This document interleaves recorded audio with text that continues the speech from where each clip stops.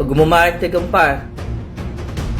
Akhirnya Zizi Kirana, Heliza Helmi, Piu Rahmat, Musa, Farahli, Ardel dan 23 rakyat Malaysia yang lain secara rasmi telah dibebaskan dari penjara Israel sebentar tadi.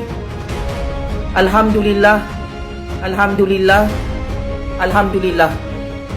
Akhirnya atas bantuan PMX dan Kerajaan Agung Kerajaan Malaysia,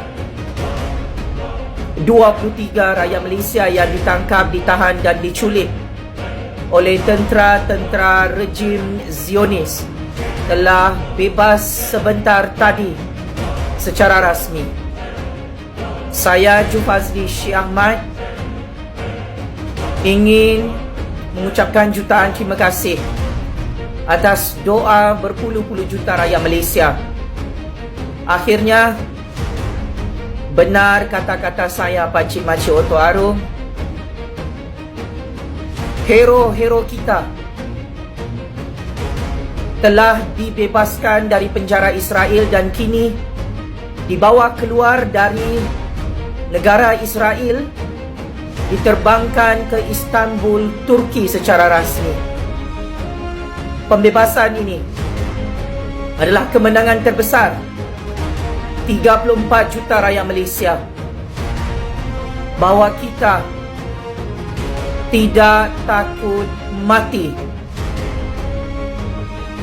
membantu saudara-saudara kita menghantar bantuan makanan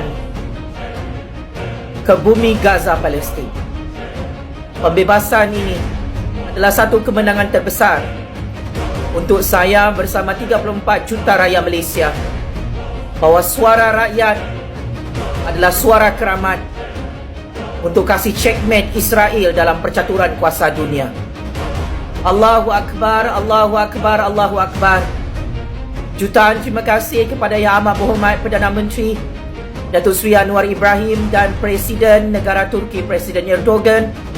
Jutaan terima kasih kepada Kebawah-Duli Yang Maha Mulia Seri Paduka Baginda Yang di-Pertuan Agong ke-17 kerana membebaskan dan membantu untuk membawa pulang 23 rakyat Malaysia yang diculik oleh rejim tentera Zionis secara rasmi hari ini. Checkmate and free Palestine. Justice for Zara. Terima kasih.